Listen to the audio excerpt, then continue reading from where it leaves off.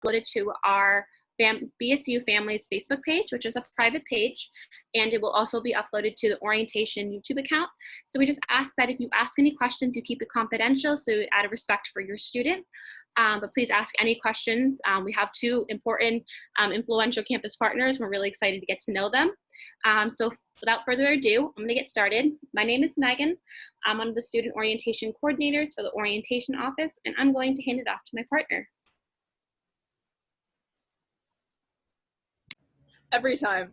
Hi everyone, I'm Michelle. I'm one of the other student orientation coordinators focusing on the family side of things with my coworker Megan. Thank you, Michelle. And now I'm going to hand it off to Donna and Christy. Hi, my name is Donna Schiavo. I'm the Clinical Director of Counseling Services at the Wellness Center.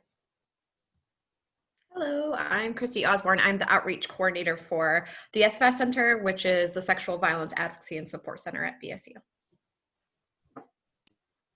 Thank you so much. So please, anyone that is joining our call, ask questions in the chat feature. You can turn your camera on if you feel comfortable. The session is geared to you and your students. So please ask any questions. If there are no questions, I'll jump in and moderate. But we're going to get started. So I'm going to start off with the first question to kind of get everything rolling. So I'm going to ask Donna and Christy to explain what their centers provide and where they're located on campus. I'll start, I guess. I'm from the counseling services part of the Wellness Center. Our Wellness Center is comprised of health services, counseling services, and outreach education, which is now undergoing a name change to health promotion. So those are the three departments that are under the umbrella of the Wellness Center. We're located in the ground floor of Weigand Hall, which is the residence hall, and we're on the ground floor, and they're completely separate. So there's no, like stairway right down to wellness. You have to exit the residence hall and come in through the wellness door. Okay, and the SFAS Center is also located in Weigand Hall. So we're housed within the Wellness Center. We're not part of the Wellness Center, but we're currently housed there, which works kind of nicely, and we can talk about that as the session goes of how we interact and work together.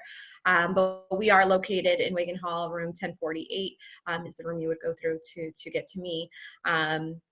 And we actually directly report to the Office of Equal Opportunity, which is in another building, and the Title IX office.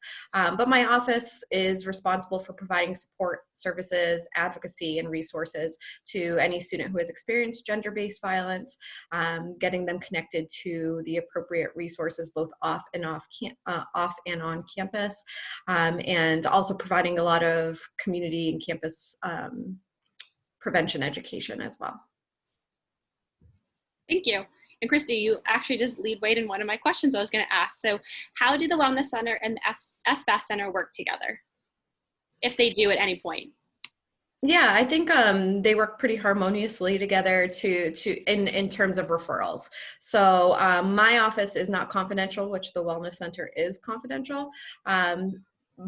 I'm a private, but not confidential. So I might have to report an incident that comes in to the Title IX office. But a lot of times what happens is I can connect students to refer them to different offices. So there's been several times where a student has come in who needs to be walked over right into the counseling services side for a walk-in appointment because they're feeling like they need a little bit more of that counseling support at that moment right then and there. So we work together in that way. And then there have been partnerships with the outreach education, now going to be health promotion, and kind of co-sponsoring some events around health and wellness as well.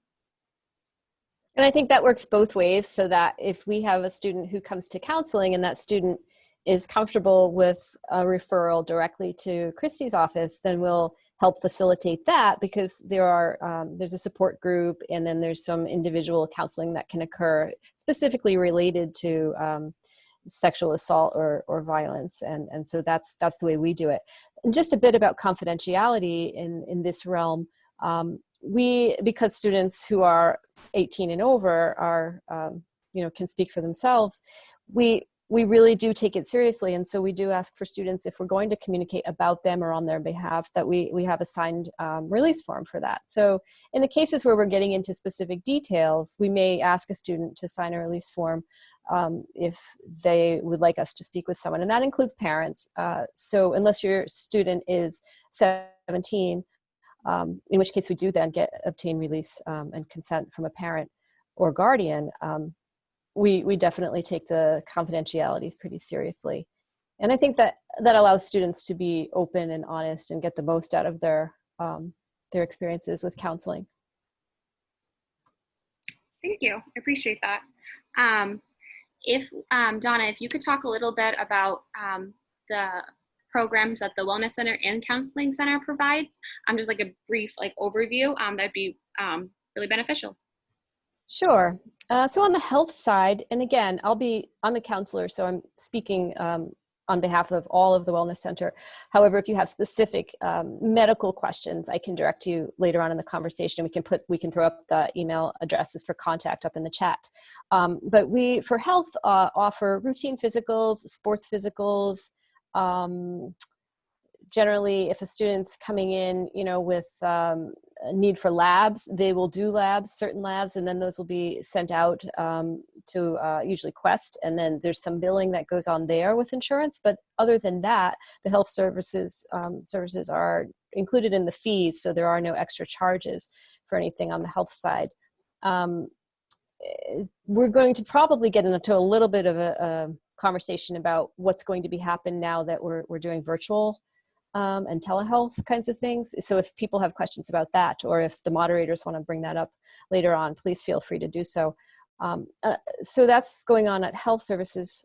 Sometimes also immunizations. So that would be flu shots in this case. And there's also a time of the year, generally during flu season, where they go out and kind of, set up shop maybe in a residence hall or closer to someplace in the library, so that we can try to meet the students where they're at, so students don't always have to come in here to get a flu shot. On the counseling side, we offer brief individual psychotherapy, counseling groups, and referrals, assistance with finding people off campus. Many students, kind of feel like they'd like to keep school and counseling separate, so that we help them find people off campus if necessary. We help people understand the other services that are on campus. So sometimes if a student's experiencing a learning disability kind of thing and they're not really sure where to go with that, we'll help refer them to Academic Achievement Center or Student Accessibility Services, so that they can get with the services that they need. We also have a case manager on our side as well. His name is Tyler Botello, and he helps with students who maybe have been in hospital and then have come out and need to kind of get back acclimated in classes, and so Tyler will help with that. What else do we do? We help students who maybe have a class project. So if somebody's looking for some assistance for maybe a presentation for a psychology class or a public health class, we'll help them maybe with their presentation. We do some trainings for orientation leaders, for resident assistants, and for faculty and staff as well. So we kind of function as maybe the clearinghouse for the campus when it comes to mental health issues, and we can at least advise people when they're going to speak about mental health issues the best we can. Chrissy, a question for you. What is kind of the goal of your department, and what kind of services do you provide in the SFAS Center? Yep, great.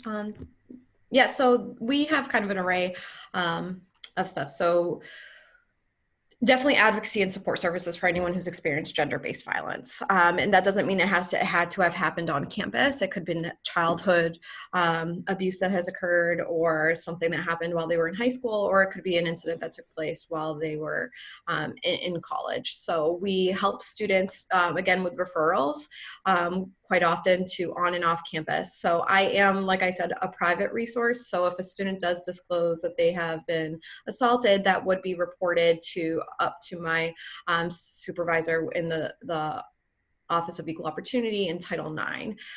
So just a little bit about that too, because a lot of times we hear Title IX, but we don't really understand what that actually is. It's a federal law prohibiting sex and gender-based discrimination and sexual harassment in any kind of educational institution that receives federal funding. So the Title IX office is responsible to conduct timely and equitable resolution of complaints. If someone's found to have violated our sexual violence policy, there might be some consequences that come along with that. But the office also is responsible for helping to provide Title IX accommodations, which could include academic accommodations for someone who's experienced sexual violence. So maybe the sexual assault, for example, took place, and that student has been having a difficult time processing that, and it's impacting their academics, or they had to go to the hospital after the assault and they missed their classes that next day. The academic accommodation sides that we can provide through Title IX is maybe connecting with the students' professors.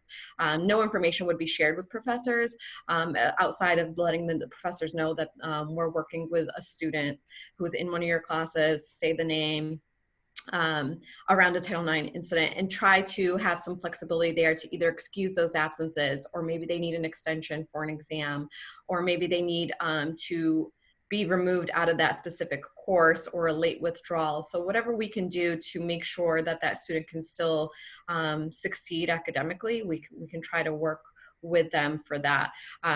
We also help with housing accommodations through Title IX. So if a student needed to relocate, maybe they're living off campus in an unhealthy environment and they need to be moved onto campus, or vice versa, and maybe they need to switch their residence hall to another residence hall, we can do that as well. And then Title IX can also help with interim restrictions, such as no contact orders. And of course, there is an investigation process too if a student wanted to go through that, but a lot of times a student might not want to actually formally report to the university or to the police, and they would rather just seek out those academic accommodations and other support services. So my job really when a student walks into the SFAS Center is to help them kind of understand what their rights are under Title IX, make sure that they know what the available resources are, navigate those reporting options. Where do you want to report? Do you actually want to report it to the police? Do you want to report it to the university? Do you want to do both, or neither? And kind of help get them where they need to go. We also work with a local partner. Their health imperatives, New Days. They're a rape crisis center in Brockton, and we partner with them for counseling services, advocacy service, court advocacy, medical advocacy, and support groups. So we're lucky enough where they come onto our campus, so our students don't have to leave campus and seek them out. I can help connect them to a counselor, a sexual assault counselor, who will come onto campus and meet with them for free, confidentially. So that is one service that we provide. We also have a weekly survivor support group that is held anytime that classes are in session. We will be moving. We had to shift last year to a virtual support group, and we will probably likely be doing the same this year, as well as some virtual sessions, counseling sessions with the folks at A New Day. So we work with them too. If an assault were to take place as well, we would be able to get one of their medical advocates to meet our students at the hospital to make sure that they're there and have support and resources. And then other than that, I do a lot of education and training on campus. So we train a lot of our student employees, the student security officers, the resident assistants, the orientation leaders, all of the incoming new students, transfers, and graduate students go through one of our sexual violence trainings. So we want to make sure that everybody's educated on this topic. They know what the resources are that are available to them. So yeah, I think that sums it up. Thank you. Thank you both. Donna, I'm going to go back over to you for a second. If a student was looking for wellness opportunities, more specifically counseling, does it cost money for them to come to the counseling center? No, all of our services at the counseling center are included in student fees, so therefore there's no extra charge. Something that might be a bit of an exception would be if a student is getting medications. We don't have a pharmacy here at the Wellness Center, so a student would have to get that prescription filled off campus, generally within the walking distance, CVS, or I think there's a Walgreens as well. And so that would be a time where a student would have to pay for their prescriptions if they were prescribed medication out of here. So that's sometimes just a bit of a confusion for some students. But that's it. Everything else, no charge. Thank you. Christy and Donna, how would someone, like a student, make an appointment to come to the SFAS Center or the Wellness and Counseling Center? Is there a walk-in option, so they have to call? Right now for wellness, everything is by appointment only. So when we're in a physical time, when we get back to that, where everybody's back on campus, there will be a drop-in kind of thing where there are hours posted and students can come in without appointments. But right now, because we're virtual, we're offering our same services, but they're going to be by appointment only. So students should call the Wellness Center, and that's 508-531-1331 for counseling, and 508-531-1252 for wellness appointments that are health related. And those are all publicized someplace, or you can call the switchboard and just ask and they'll connect you. And the student could say simply, I'm looking to speak with a counselor. Can someone get back to me? And within 24 hours, a counselor will call and speak with the student.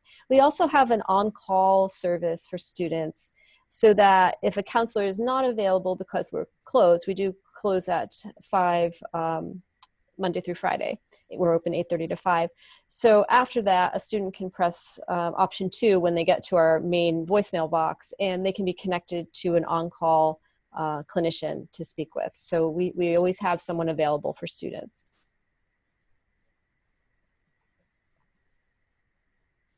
I don't remember to unmute myself every time.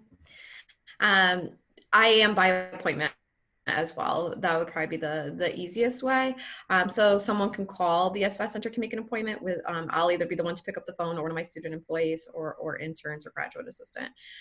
So you can call directly to the center's office line, which I can put that in the chat in a few minutes. Also, students can email the SFAS Center. SFAS Center at bridgew.edu is our office's general email, but I also have students always just directly reach out to my inbox, and that's fine too. I already provided in the chat my email. Or a student could directly bypass my office and decide that they want to just talk to our Title IX coordinator in the Office of Equal Opportunity, and they would contact Jocelyn Frawley, who's our Title IX coordinator, and they could email title9@bridgew.edu.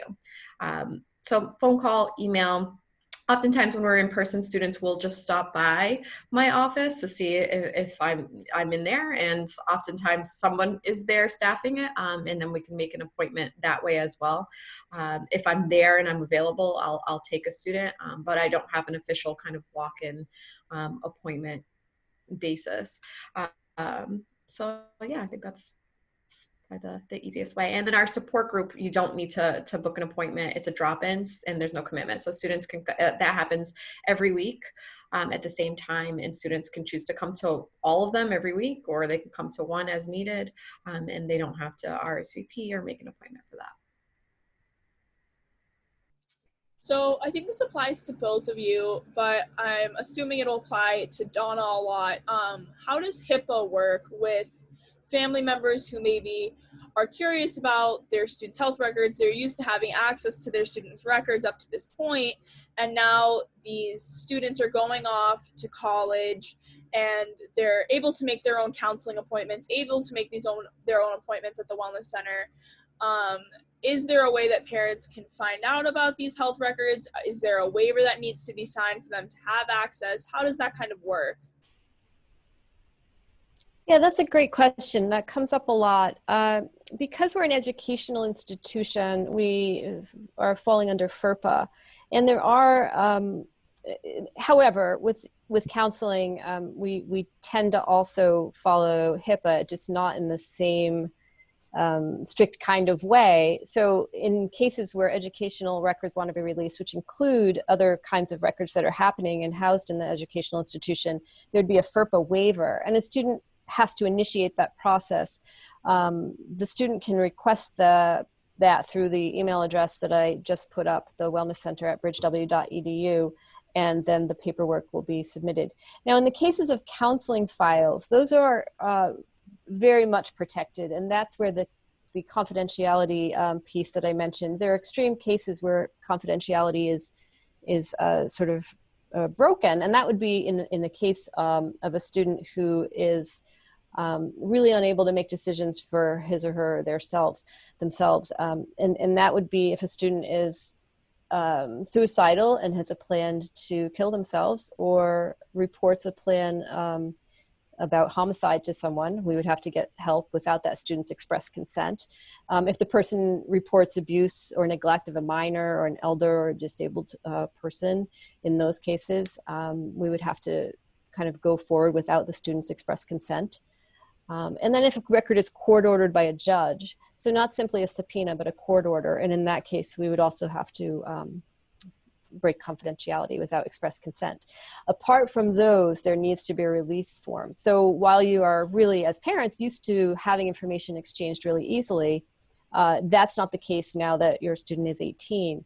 However, we do always want to work with parents and students and families to increase communication and support students as needed. So we completely understand that that's something you may want to do. And if you can talk with your student about this FERPA waiver, then you can have that signed. And then for counseling records, if it looks like you're very involved and you know this at the outset, then try to talk with the counselor ahead of time. A lot of times parents will contact me before their student has even started classes, just to sort of set the stage for, we want to have open communication.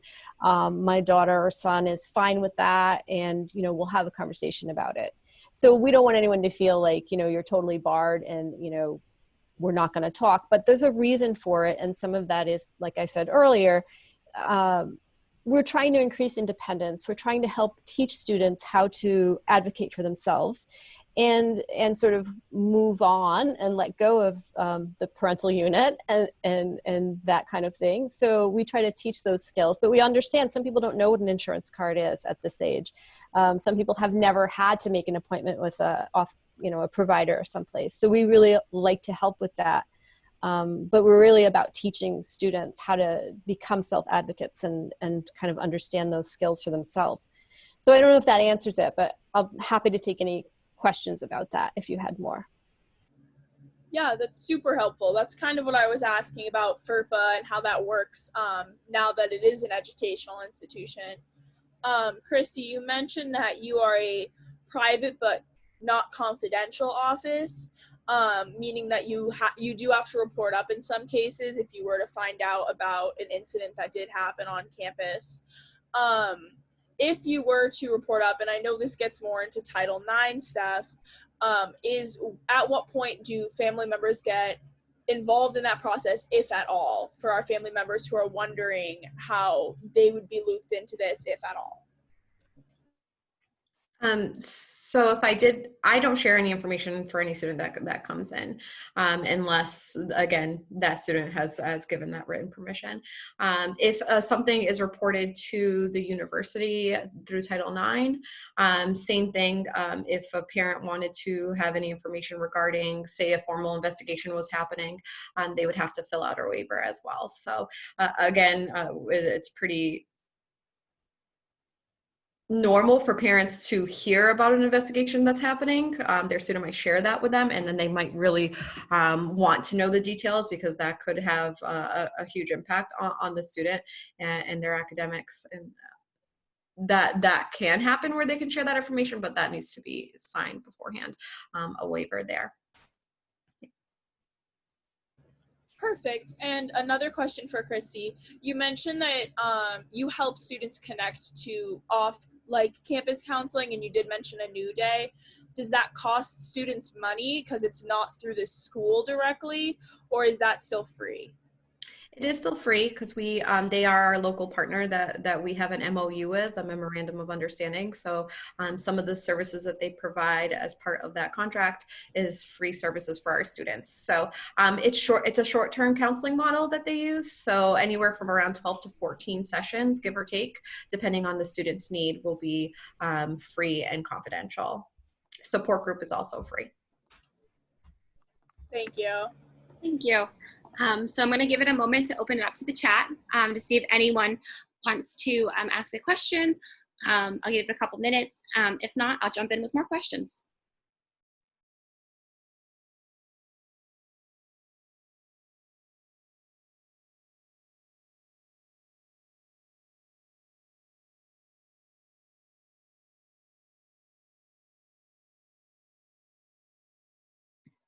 So Donna, I have a question for you. Do professors ever get involved with their students with counseling? Can they refer to their students to the counseling center if they know that something might be going on? Is that allowed? Absolutely. We encourage students to talk with their professors if something mental health wise is going on, but also on the other, in the other direction, many times a student hasn't spoken with a professor, but a professor starts to notice some behavioral changes or academics are slipping, or the student used to be, attending regularly and participating, and now the student is no longer doing that. So there are a couple of ways. Sometimes a professor will simply pick up the phone and call and say, look, I'm going to send John Doe down, and he knows that I've referred him, and it's sort of a warm handoff. It's not a referral where there's some sort of document being passed. And then, we might then know that this has happened and then be alert for that student to come in. On the other hand, there's something called there's a care team, which is sort of a risk management team on campus. And I'm not sure if you'll get into that at some other point, but care team is another place where staff and faculty and other students and even parents can formally write a referral to the care team, which is a group of individuals. It's an interdisciplinary team of people from campus who then become aware of a student of concern. And then there's a little bit more kind of investigating what's going on with this person. Is it across a bunch of domains? Is this person having social issues as well as maybe academics are slipping, or maybe has been seen looking a little bit more disheveled lately, or something that looks like to a number of individuals that something's not quite right with this student compared to how they used to seem. And so in the case of a care team referral, then in certain cases, when it seems like it may be a psychiatric related concern, then counseling will be made aware of that. And then our case manager would reach out to that student and say, look, here are the services. Nobody ever heavy-handedly forces anyone to come to counseling or to any of the services on campus. So it's more of a, hey, we think something might be going on. Are you aware that these services exist for you on campus? And in those ways, that's kind of how I think professors tend to pick out, who might look like they need some assistance, and then kind of let them know, here's what you can access right on campus. Thank you. To kind of follow up with that, I'm not sure if you can speak on the behalf, but if a professor does send in a care form, does an investigation go in? How does that kind of work? Yeah, I think the word investigation for some can feel a little scary. So while I think students can often feel like it's an investigation, it's really much more of a benevolent, caring, as the name would imply, kind of fact-finding mission, for lack of a better term, that we try to figure out, when did these things start for this student? Did they just walk away from class and never go back? And so they weren't there for major exams. Are they having any issues in the residence hall? Or have the student, maybe the parent has called. Sometimes we get calls from parents. They may stay anonymous. Even the parents are okay. It's okay for the parent not to say the name of their student. But it helps when they do, so we know who we're talking about. But sometimes I'll get a call from a parent saying, look, I'm not really sure. My daughter or son has been in their room and this isn't right for them. They're usually much more out and about and hanging out with their siblings and so forth. And I'm a little worried. What could I do? That kind of thing. And then maybe that happened and maybe a professor said something. And so there's more of a let's see what are all the areas the student's kind of struggling with, and how can we as a university in all of our roles support this student and make sure that they're successful.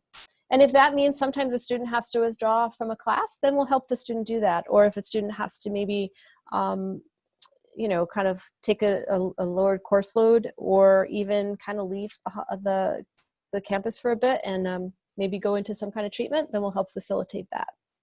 So like you're asking about investigation, it's more of a what's going on with this person? Are there some red flags? Are there multiple red flags over a period of time? And does this behavior represent a pattern? And should we do something more about it rather than just let this person fall off the radar? No, that's awesome. Thank you so much. This question's for the both of you. What would be the best piece of advice that you would give to a family member if they know that their student has reached out to your department? How can they support their student and make them feel comfortable? So we can start with Christy if she has any advice. Ooh, this is hard. So when I see students, it's typically around a really difficult situation. They've experienced gender-based violence. So oftentimes I have a lot of students who don't communicate that with their family members at all, for an array of reasons. Their parents don't, or their family members don't know that it took place. And then if they do share and they have communicated with them, I have had some situations where parents don't know how to respond to that, or maybe even make the situation worse for their student in how they respond. And I think, everyone responds differently. And if your child has just told you something deeply personal and that they experience something awful, I think we kind of go into panic mode, and sometimes we don't know exactly what to say to comfort or support. So my advice is to just listen with empathy, and be there for them. So I don't think there's always necessarily as a parent, you want to fix it and solve their problems, but it's more of kind of letting them know that you're there for them, and there to support them with whatever they decide to do. If they decide to report, have their back. If they don't want to, that's fine. How can we help them maybe find some counseling support services, and get them whatever it is that they need in that moment, even if it's not the same thing that we would want them to do. So I think it's just listen with empathy and try to support them in whatever decision that they want to make. And then I also am more than happy to talk with parents as well. I've had parents call the office. I do ask that they don't disclose their student's name unless the student wants to be connected to me. And then I can kind of offer some support around their specific situation, what's going on, and how they can help their student. I agree with what Christy says as well. Being able to listen and to kind of compassionately, empathically listen and provide support that way can go a really long way. And I think sometimes when something that feels like a crisis occurs, it's natural to want to have a much more intense relationship or a much more intense conversation than you would ordinarily have. And from the perspective, I think even from anyone's perspective, it can feel sort of like, wait a minute, we're not like this with each other. And now you want to have all these pieces of information about me, and you're starting to ask me questions, and you're at my door every night asking me if I'm okay. And that can feel really overbearing.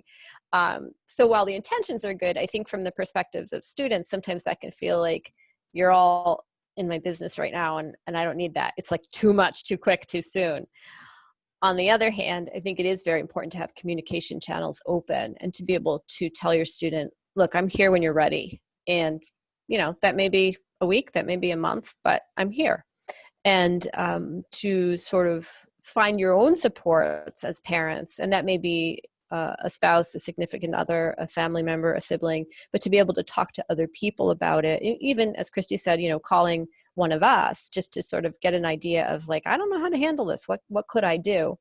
And I think that's kind of the way to go, but really to let the person know you're here. And it's really important to kind of take a non-judgmental stance with it, because it's very hard to understand sometimes the choices people make, and you may never be able to really get the full story from your child, but to try to take a non-judgmental stance, I think that also goes a long way. I think it's a really great piece of advice. Thank you so much. And it's really nice to hear them from really an influential campus partner. So thank you. A question, and this is more of a logistical question, but is there work study hours in your office? Do you guys have student employees? Are there internships allowed both in your departments? I know a lot of families members have been looking, and I know students have been looking. So if you both can speak on that, that'd be wonderful. All of the above. So my office does hire work study specific students. We don't hire non-work study at the moment, but we hire work study. We do offer internships. So very often I work with the specific departments to offer internships through sociology, psychology, and criminal justice, just because their mission kind of aligns with the work that we do at the SFAS Center. So there are internships, and there's also a graduate assistantship position available through the center as well. And then other than that, we do take student volunteers. So oftentimes students might have a course where they're required to do some field work as a volunteer, and we could provide that as well. In the Wellness Center, the Health Promotion, formerly Outreach Education Office, does have student employees, and they also have graduate assistants.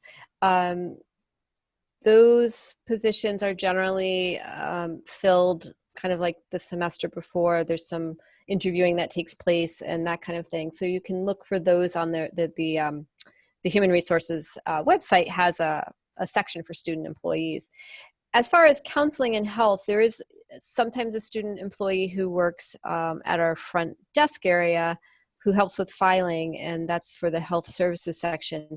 Due to the confidential nature of the work in counseling and the discomfort students may feel about having a peer kind of be in the vicinity of counseling because of the privacy concerns and needs, we don't have any student employees working in the counseling area.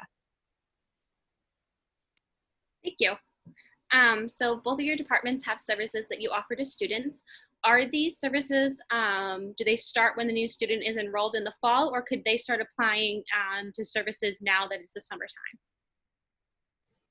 For us, the student services for counseling happen when the student is on campus, in the case of being on campus, or has begun their learning for the fall semester.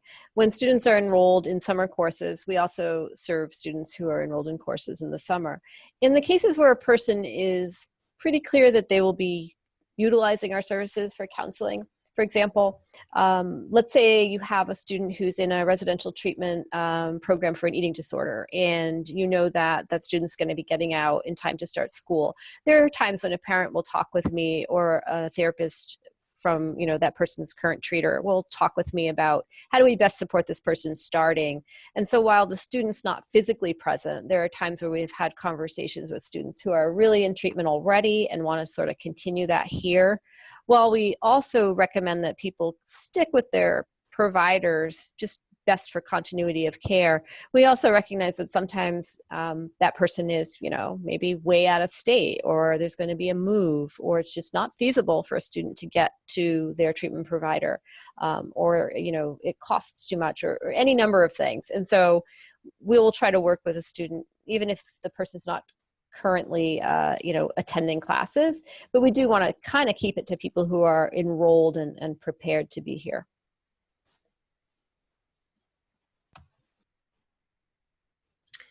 I don't get very many students who haven't started their academic journey yet and reach out in the summer, but I'm open to as long as they are enrolled.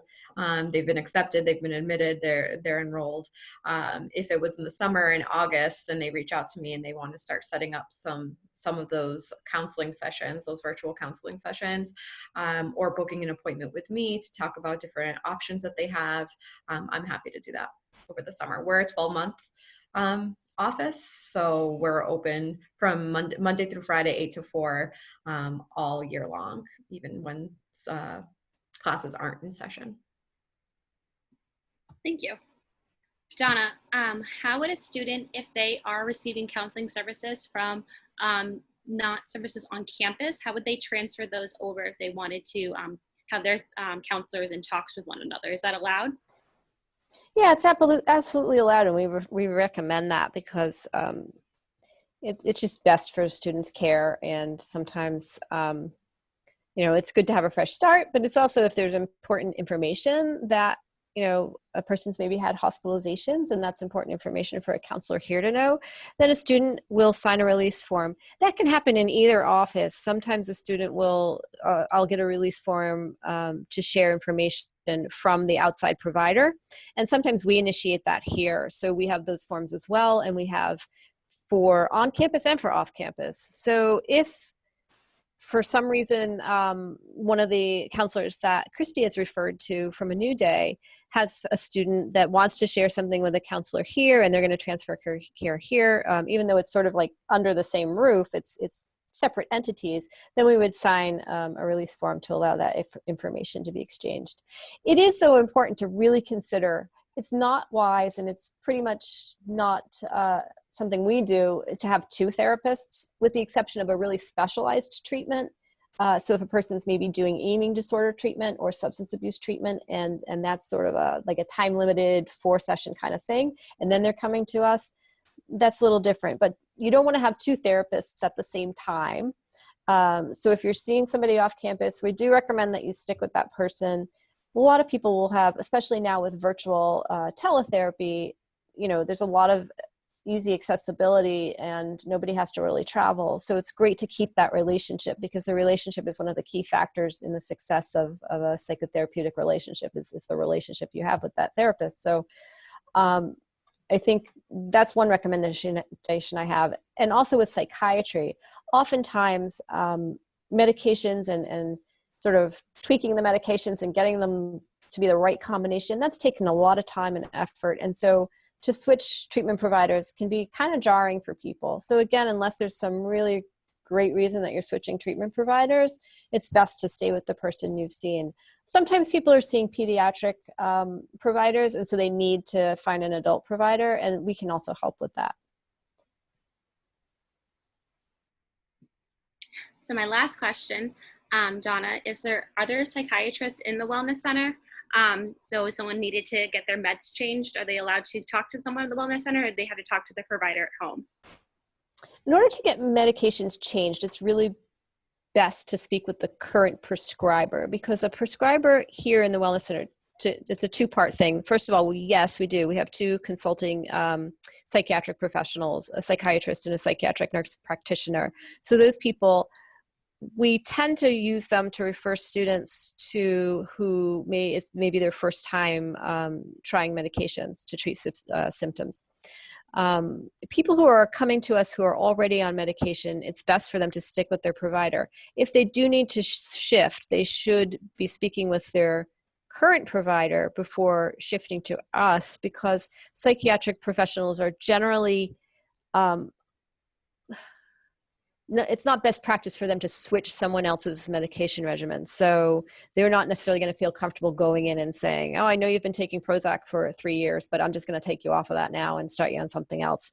It's very important to have the entire history, because a student may have had bad side effects on this new medication that this provider might not know about. So it really relies a lot on the student's ability to be a good historian with their psychiatric history. And that's sometimes where parents come in too. Parents may have a lot of that information that the student, doesn't have the discharge summary from the hospital or doesn't remember what they took. So we take that really seriously, and we hope that the current provider, even if you want to switch, is able to be in on that switch and is able to kind of inform the new provider about what's been tried before and what works and what doesn't work. And one last question for Christy. I know you guys do a lot of advocacy work on campus. What are the big events that you guys do for advocacy? I know you maybe do a walk. What else do you guys do, or can you tell us a little bit about that? Sure. So part of the mission of the SVAS Center is to really create culture change at BSU and make sure that everybody is involved and know that it's everybody has a role in preventing sexual violence. So you have to be educated on what that is, what it looks like, and how do we come together as a university to change, these social norms that allow things like gender-based violence to happen. So we do a lot of campaigns throughout the year, and then also some higher profile events. So, for example, one of the larger campaigns that we do is the Red Flag campaign, and that's usually done either during Domestic Violence Awareness Month or during Dating Violence Awareness Month, where we actually plant red flags all over campus, and we put posters out, and we reach out to student organizations, and we do presentations and events. It's like a month-long campaign to really get people to think about their role as a bystander. So if you see something, if you see a red flag of abuse in a family member or a friend's relationship, that you say something, that you tell them that you're concerned for them, that you let them know, I'm here to listen, I can help you get to the right resources. So that is a really big one around dating violence. And then April is Sexual Assault Awareness Month. So we do a month-long campaign as well with different events and guest speakers. But our main event that month is our Take Back the Night rally, where we do a campus-wide march across campus to bring awareness to sexual violence. We invite guest speakers to come in and share. So a lot of times we'll have the BSU police come in and discuss the investigation process, but we might also invite the Title IX coordinator to come in and explain their role and the administrative formal investigation or different academic accommodations or interim measures that they can do.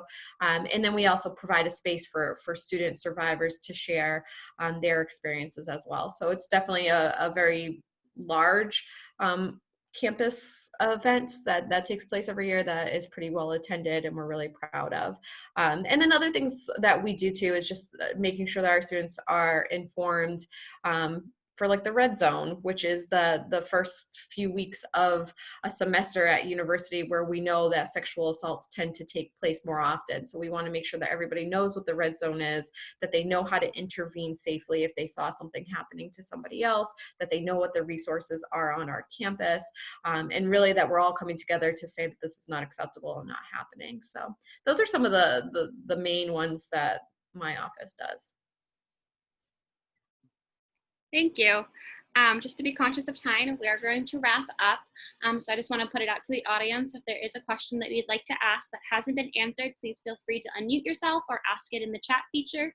And as we wait for questions to come in, I'm going to ask that Christy, I'm so sorry, and Donna put their information one more time in the chat feature, because I think it just I want to make sure that it's there and it's the last thing that people see, if you don't mind.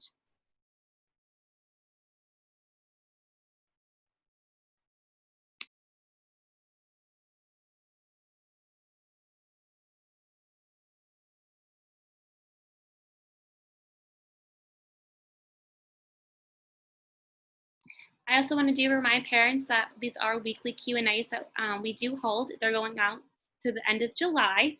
Next week we will be having one, so please be on the lookout on the BSU Private Families page and just on communications that are sent out to emails. We'd love to see you there. And without to continue, I'm just going to say thank you so much to our campus partners and their time. And everyone have a safe and great weekend. So thank you, everyone. Michelle and I will stay on for the last couple of minutes if anyone has any personalized questions that they would like to ask. Thank you so much, Gina. Thank you. Thank you.